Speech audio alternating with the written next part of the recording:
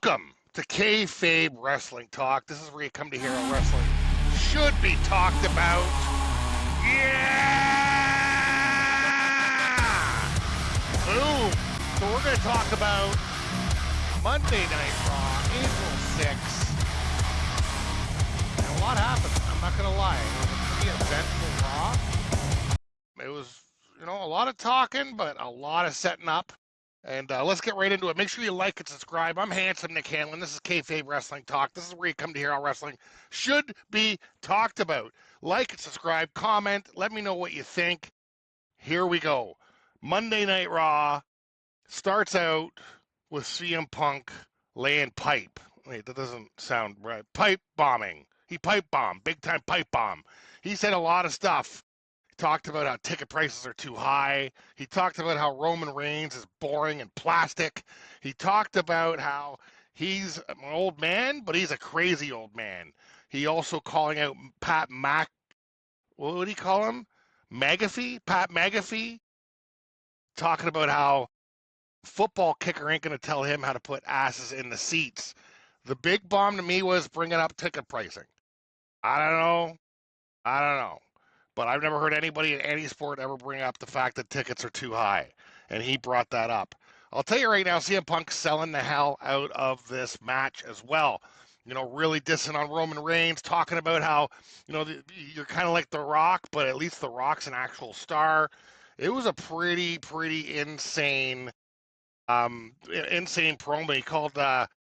He called Roman Reigns a buck-toothed nepo baby that ate dog food for a weird old man. And said, he used to get treated like crap by a weird old man for years, but he had FU money, so he hit the road. I wonder who he's talking about there. Incredible promo. Check it out. I'm not going to try and recreate it, but incredible promo. Huge pipe bomb. Probably one of the biggest promos of the year. And for like it was huge. Just the rawness, the truth. I mean, the ticket prices alone, and he's not wrong. It's like the tickets have like doubled since last year for WrestleMania. I went to the last two. I ain't going this year. I'll tell you what, my suite ticket last year is the same price as like a 200 level ticket this year. So, I mean, I'd love to go, but I also like butter on my bread instead of margarine. You know what I mean? So that was the end of that. Great stuff. Roman Reigns versus CM Punk is the true Like, I know CM Punk had a main event match last year, and he's happy to get us. This is the true first main event match for him. He's going to get Sunday, last match. Incredible stuff. And then we, come on to somebody who's very evil, very nice. Show Speed is regretting ever meeting Danhausen and ever meeting the Vision, because ever since Danhausen cursed Show Speed, he's been enveloped in a feud that he doesn't want to be enveloped in. I think he likes LA Knight, but he accidentally punches him with the brass knuckles, gets involved in matches. Logan Paul pushes him in LA Knight. Well, now we got a triple threat match. Not triple threat, 6-man tag match between a Vision with Show, and you got LA Knight and the Usos, because the Usos got screwed over by Show Speed as well, accidentally, I think, but either way, all this proves that Danhausen's the most powerful superstar, because he can change the course of wrestling history. Why don't you ask Mr. Dominic Mysterio about being cursed? That being said, we move on to Theory versus LA Knight. Man, Theory he can't get booed or cheered. He's just so flat, no reaction. And it really was just an excuse to get Logan Paul involved to create this 6-man tag team match for WrestleMania. Obviously, Show Speed's got 100 million, 200, whatever, very famous. He's putting his time in the mat as well. He's actually learning how to wrestle. It's unfortunate that he got enveloped into this whole Vision thing, but at least it'll be more of him and Logan Paul and less of Theory trying to talk. I don't know what they're going to do with Theory. Maybe Tyson Fury needs to be the next Doink the Clown. Put the makeup on him. Let's see if he's got another level, another side to him. That's what I'd like to see, because right now he's like an extra. It's just pointless. We got Finn Bálor versus JD. God, that guy's head's humongous. And really, no match. It just ended up in Judgment Day original because, Damian Priest and R-Truth are 2.0 Judgment Day now, right? So just beating down Finn Bálor. Brutal chair shots, getting the upper hand. He might get a surprise at WrestleMania. I'm not sure if it's going to be the Finn Bálor, but I'd watch yourself. So we got Michael Cole trying to interview AJ, and I love it. He asks one softball question. Becky Lynch interferes, goes right into Michael Cole's face. You're the worst interviewer in wrestling. You've been the worst announcer for the last 29 years in wrestling, throwing softballs. Why do you do it? He just left, which was great. So it had AJ and Becky. Now, this whole AJ thing, AJ Lee, not Styles, AJ Lee, where she talks about how like she created what Becky's doing, like she wouldn't have a women's wrestling without her. I don't really think she was ever that groundbreaking. I think she kind of hopped in when it was getting popular. She didn't hurt it. I call the Bella Twins more influential. I call Becky Lynch more influential than AJ. AJ had some great times. She had some great matches. She had some great gimmicks. But I mean, this whole thing where she's the best, I don't know. It was a cool interview, though. Back and forth. Becky Lynch is the best in the world. I love it. I love it. I love it. And I hope she I hope she gets that gold back. I don't know if she will. I'm actually excited for that match. But AJ, calm down on you're the Beatles of women's wrestling. I don't see it. Nobody sees it. You're just making this up. Yeah, I don't know. Anyway, Lash Legend versus Bayley. Great match. Two completely different styles. Two thick women, but Lash Legend definitely wins on the thickness scale there. Her throwing those boots, man, she is knocking women down. And she is a powerful power wrestler. The legs on that woman it's unbelievable. Before much happens, though, if you get a few kicks, get a few moves, here comes Charlotte and Alexa. Who comes down? Yeah, Charlotte and Alexa come down. Bayley suicides off the top of the rope on everybody.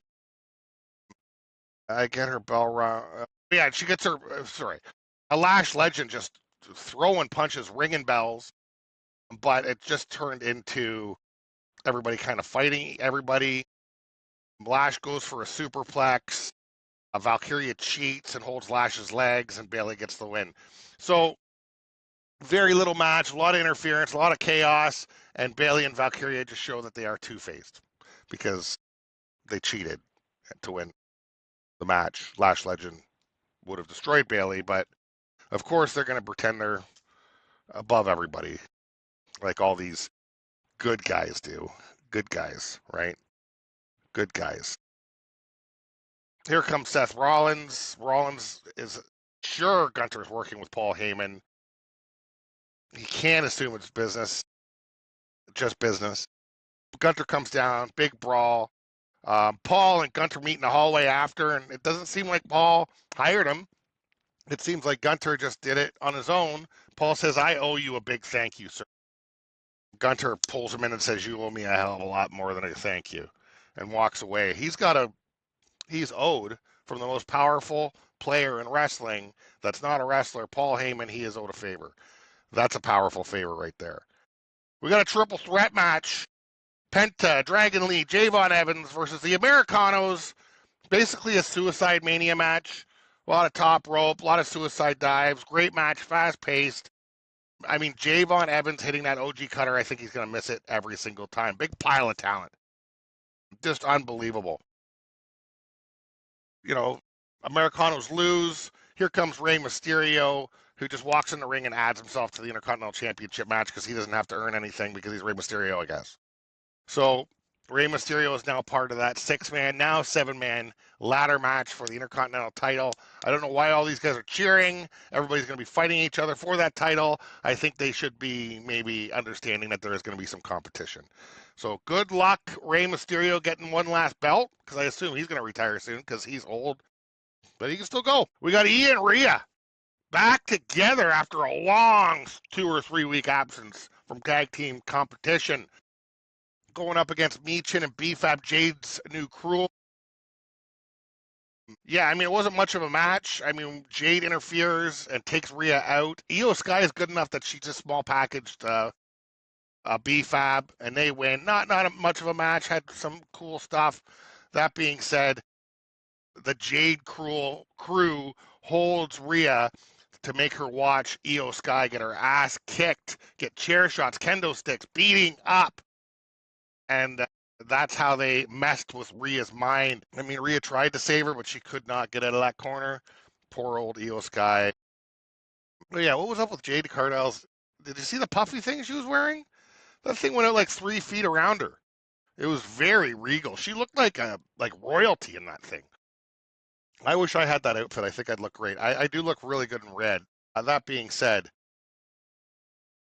we got a segment with the Judgment Day. Liv's trying to explain to Roxanne Perez why she had to kick out Finn because Finn brought her in.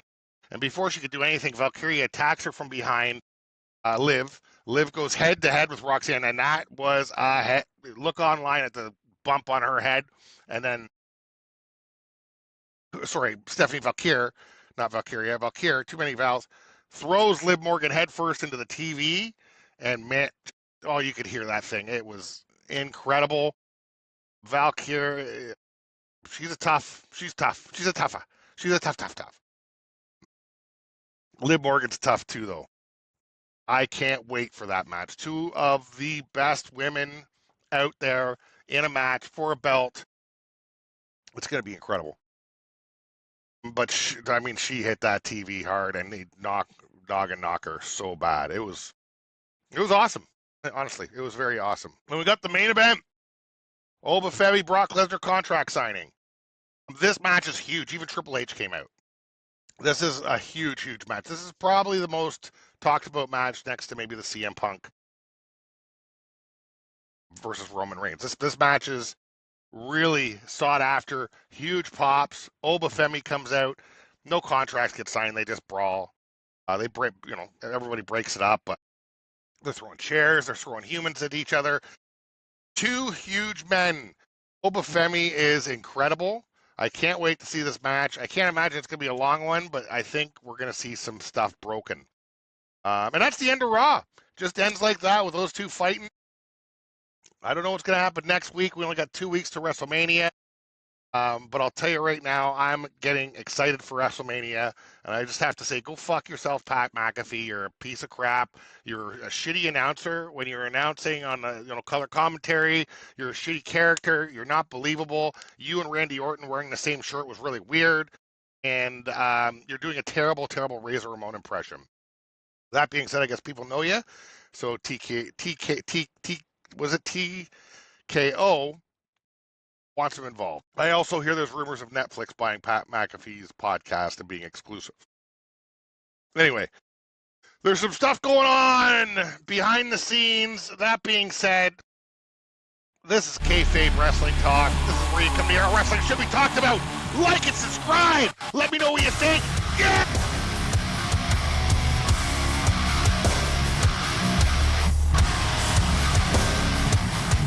Blah,